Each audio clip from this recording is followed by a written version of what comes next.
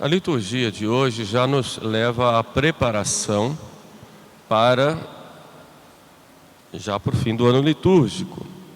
Da próxima semana teremos a festa de Cristo Rei e depois já nos preparamos assim para o final do ano, que já termina no último domingo, antes do Advento. Por isso toda a liturgia nos leva a uma reflexão a respeito de como nós utilizamos o nosso tempo. Começamos no introito da missa, nós já falamos isso e reconhecemos que muitas vezes usamos o tempo, usamos mal, pecando, ofendendo a Deus. Quia peccavimus tibi, dizemos no introito. Depois a epístola vai chamar a atenção de São Paulo aos Efésios, dizendo que nós devemos andar com circunspecção, com cuidado, com sabedoria, não como os insensatos do mundo, que perdem o seu tempo ofendendo a Deus, porque os tempos são maus, repete São Paulo, e depois nos dá alguns conselhos, especialmente com relação ao culto que devemos dar a Deus. Cantai a Deus salmos, cânticos espirituais, sozinhos e juntos. Louvemos a Deus enquanto esperamos a vinda de nosso Senhor Jesus Cristo. Esta é, pois, a regra da vida cristã: o louvor a Deus e, louvando a Deus, espelharmos este amor de Deus também ao nosso próximo, aos nossos irmãos. Mas hoje eu gostaria de tocar um ponto muito importante que diz respeito a essa nossa relação com Deus. Havia no tempo de Jesus três grupos religiosos. Os essênios, que tinham uma vida mais recolhida, mais contemplativa, muitas vezes viviam em grupos. Os fariseus, que eram aqueles que cuidavam de modo estrito da lei, muitas vezes indo ao exagero, eram o que poderíamos chamar hoje de radicais, fundamentalistas ou coisas do tipo. Estavam mais preocupados com a forma externa da lei, nas suas minúcias, do que com o espírito da lei. E outra seita era a seita dos saduceus, que eram extremamente influenciados pelos pagãos. Eles tinham adquirido para si e mergulhado, em certos sentidos, deixado influenciar pela cultura greco-romana, pela cultura pagã, e isso influenciava na sua própria vida religiosa. A maioria dos sacerdotes eram saduceus. Os doutores da lei eram mais os fariseus e os escribas. Jesus atendia a todos, mas os saduceus eram mais liberais, mais mundanos e mais ligados ao paganismo, embora fossem judeus. Saduceus não acreditavam nos anjos, não acreditavam na ressurreição, embora acreditassem na vida eterna, um pouquinho de modo diferente daquilo como os fariseus acreditavam. Mas devido a essa influência pagã, os saduceus eram muito dados à magia. Aí que entra o grande problema, porque a magia, primeiro, é algo fantasioso, mas que espiritualmente tem uma influência muito grande na vida da pessoa, porque a magia, a magia coloca a sua ênfase principal no serviço de Deus ao homem, e não o contrário. E esse é o grande problema dos saduceus, porque ele não serve a Deus, mas se serve de Deus. E tem na sua vida religiosa um Deus que está pronto a fazer as suas vontades, e não o contrário. E São Paulo chama a atenção ali, na epístola de hoje, que nós devemos viver como sensatos do mundo, procurando conhecer e fazer a vontade do Senhor, a vontade de Deus. Mas os saduceus, eles buscavam se servir de Deus. Tinha uma relação com Deus como um Deus lá longe, um Deus distante, e que estava sempre pronto a servi-lo. Isso numa espécie de teologia ou de religião horizontal. O que importa é estarmos bem e estarmos felizes aqui na terra.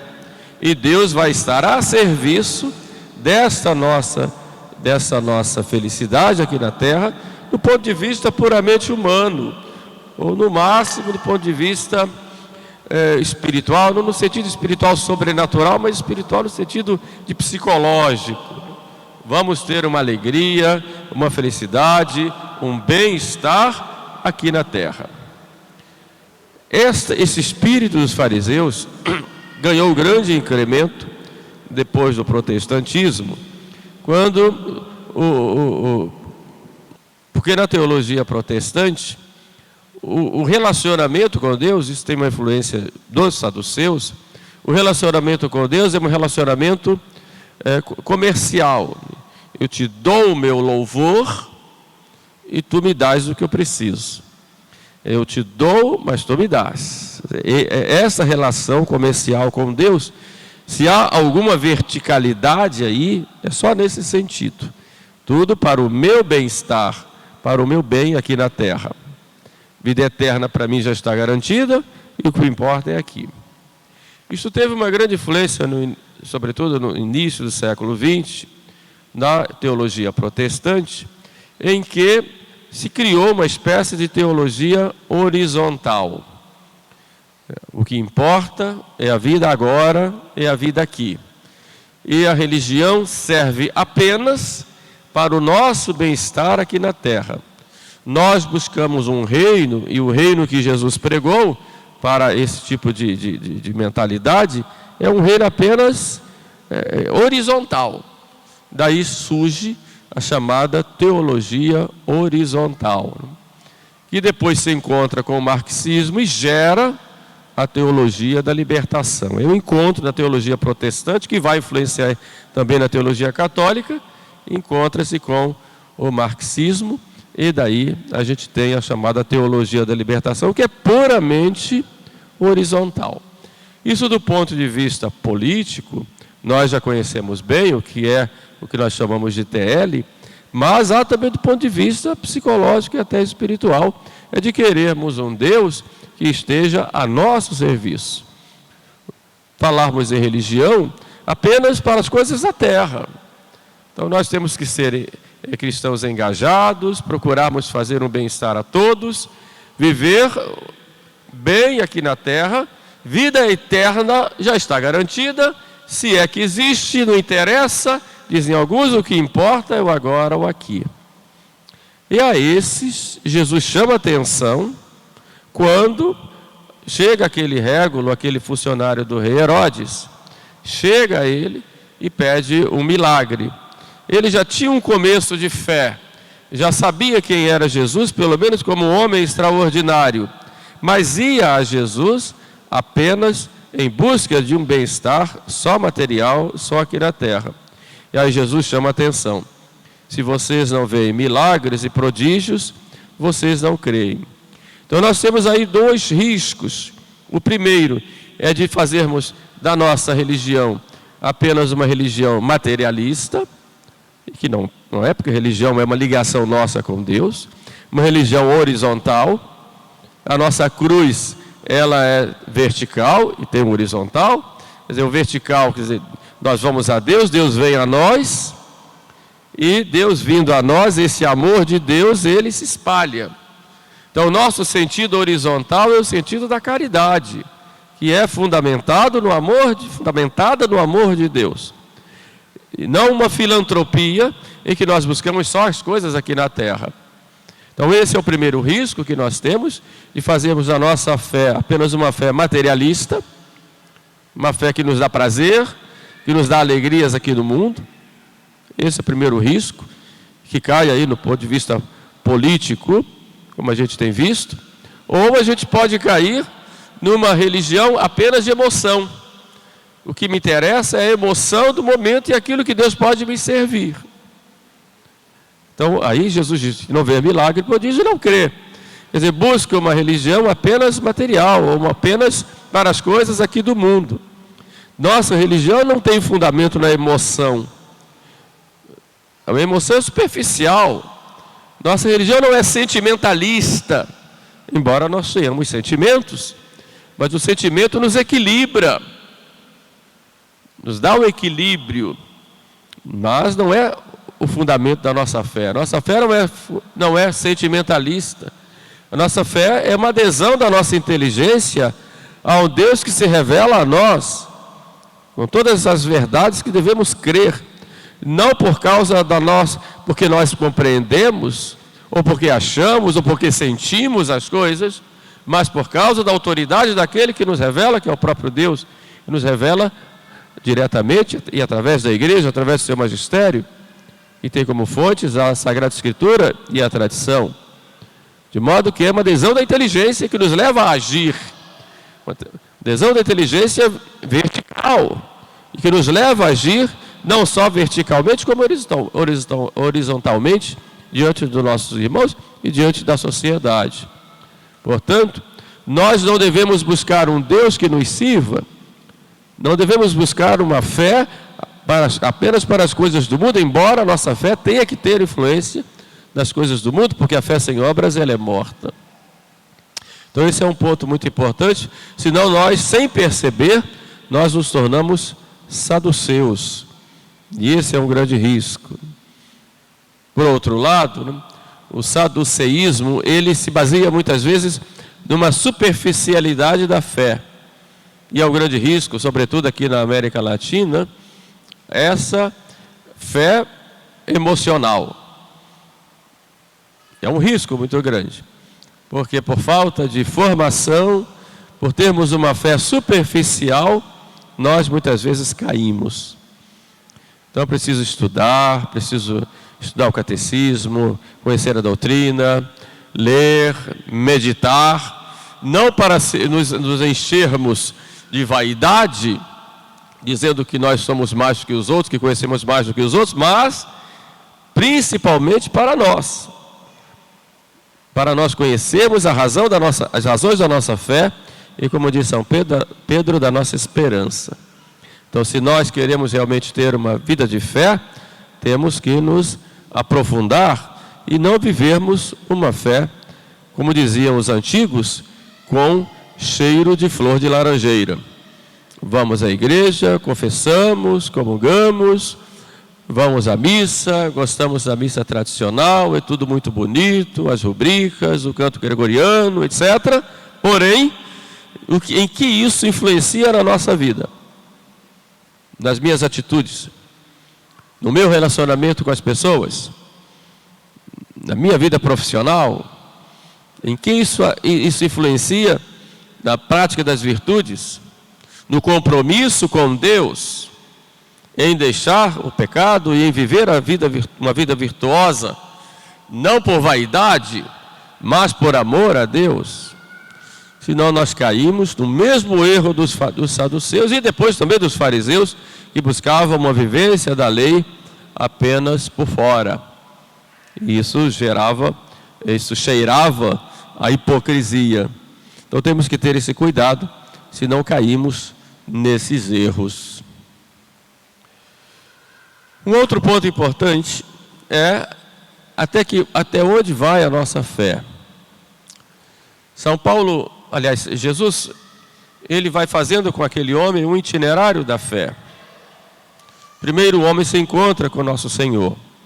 É o nosso primeiro encontro, que pode acontecer através de uma pregação, de uma leitura, de um acontecimento. É o nosso primeiro encontro. Nesse primeiro encontro, nós procuramos um certo bem-estar. Quanta gente se aproxima de Deus por causa de problemas pelos quais passa, porém não pode ficar por aí. E a esse Jesus chama atenção. Não pode ficar buscando só coisa extraordinária. É preciso que a fé seja mais profunda. E Jesus vai e diz para ele: vai, o teu filho vive.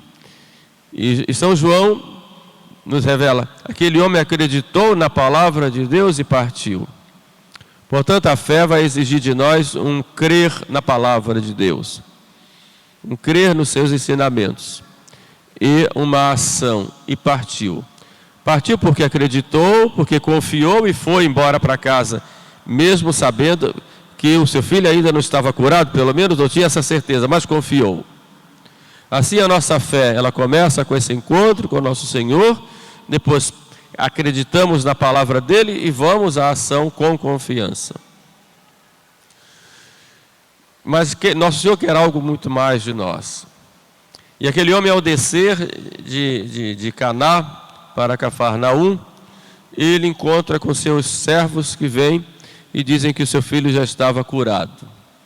Ele ainda titubeou e perguntou a que horas, só para confirmar se tinha sido Jesus. Imagine, curou à distância, né? À 7ª hora. Então ele acreditou que foi a mesma hora que Jesus tinha dito: teu filho vive. E aí sim a sua fé foi mais profunda, e não só acreditou, como levou os outros a acreditarem também, como diz São João, e ele e toda a sua família e toda a sua casa. Isso nos leva a uma profundidade maior na nossa fé. São Francisco de Sales, ele compara a nossa vida espiritual a 3 aves. A primeira a um avestruz, a segunda a uma galinha e a terceira a uma águia. A primeira a um avestruz, que é uma ave grande, pesada, corre numa velocidade muito grande, mas não alça voo. São aqueles que têm uma fé apenas para as coisas do mundo. Fazem muita coisa, correm de um lado para o outro, muita ação, mas devoção nenhuma, não sobem. Pode ser o começo da fé. Mas São Francisco diz algo mais. Fala que pode ser como uma galinha, que ela dá pequenos voos, mas ela não vai muito alto, e depois ela desce. Na vida espiritual, muitas vezes nós somos como a galinha, né? Subimos um pouco, mas as coisas do mundo nos puxam, e a nossa fé, ela termina não se arraigando, né? Queremos essa fé de flor de laranjeira, só tem um cheiro muito bom, mas não tem nada ali. É tudo muito bonito, mas não se aprofunda. É o voo da galinha, que vai um pouquinho, mas sente saudade da terra e desce. Mas a fé, diz São Francisco, pode ser como a águia, que vai subindo, e faz os seus ninhos nas alturas, e das alturas tem uma visão total das coisas. Vai a Deus. É uma fé que se aprofunda, que cada vez mais busca a Deus, e buscando a Deus, contempla as coisas com os olhos de Deus. Não quer dizer que não desça, mas quando desce das alturas, não desce como queda, como a galinha, mas desce para alguma obra e depois sobe. Por isso São João Evangelista, chamado do evangelista águia, porque ele vai e contempla Deus. No princípio era o verbo estava em Deus e o verbo era Deus. Ele contempla, é o grande teólogo. É a fé daquele que é profundo, daquele que busca cada vez mais subir, que não se contenta em ser mesquinho na sua vida espiritual, mas que não se esquece de que tem que fazer algum bem aqui na terra e procura levar Jesus ao seu próximo pelas suas palavras e sobretudo pelo seu exemplo. Aí nós nos perguntamos, que tipo de fé é a nossa? A fé do avestruz ou saduceia? A fé da galinha, que dá pequenos voos, mas que não se aprofunda e não se reveste de Cristo? E isso é mais comum, o mais comum. Ou a fé da águia, que vai às alturas e cada vez mais se aproxima de Deus. neste final do ano litúrgico, como eu disse no início, que já se aproxima, é tempo de fazermos uma revisão na nossa vida. E neste ano de 2002, como foi a nossa fé? Por isso, perguntem a si mesmos quais foram as maiores quedas. Aqueles pecados que são sempre os mesmos. Aqueles descuidos que são sempre os mesmos. Aquela displicência que é sempre a mesma. Aquela brincar de ser cristão, aquele brincar de ser cristão que é sempre o mesmo. Como está a nossa fé? De avestruz, de galinha ou de águia? Como está a nossa fé diante da sociedade? Nosso respeito humano, por exemplo. É preciso fazermos um exame de consciência nesse sentido, porque o que parece que muitas vezes não levamos a sério a nossa fé. E é preciso tomar cuidado, porque Deus nos dá sempre graças para a nossa conversão e para o nosso crescimento. Sempre graças. Não joguemos fora essas graças.